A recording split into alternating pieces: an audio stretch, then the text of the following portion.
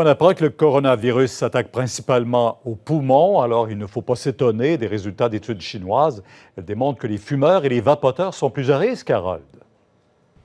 Oui, on est devant l'hôpital Sainte-Justine. Donc, ce sont des études chinoises qui disent qu'il y a un risque accru de contracter le coronavirus lorsqu'on fume ou lorsqu'on vapote. C'est bien ça, Dr Chadi? Oui, effectivement, il y a un papier là, qui vient d'être publié qui résume 5 petites études chinoises et qui suggérerait que de fumer ou de vapoter nous mettrait à risque de développer des formes plus sévères du coronavirus. Est-ce qu'on sait pourquoi? Mais en fait, on sait très bien que et le vapotage et la cigarette peuvent affaiblir les poumons, peuvent affecter notre système cardiovasculaire, peuvent affaiblir notre système immunitaire aussi, puis nous mettre à risque de développer des pneumonies ou des complications d'infection comme le coronavirus. Donc, c'est en fait assez logique si on y pense. Il faut donc considérer que le vapotage, la cigarette, ce sont des facteurs de risque pour le coronavirus. Et les risques sociaux également, on est en contact avec d'autres?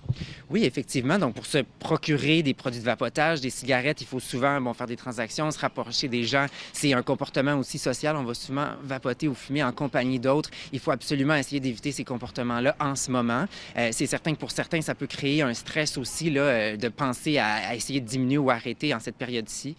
Mais là, on est dans une grande période de stress. Il y en a qui vont vous dire j'ai de la difficulté à arrêter parce que je suis stressé, donc je fume. Qu'est-ce que vous leur répondez? Bien, c'est certain que ça nécessite un moment de réflexion. On peut prendre contact avec notre médecin, avec un travailleur de la santé pour penser à prescrire des produits de remplacement de la nicotine, puis vraiment chercher le support et le soutien de nos proches dans une période qui est difficile. Vous êtes très occupé? Effectivement, oui, le coronavirus nous tient très, très occupés ici à Sainte-Justine. Merci, bon courage.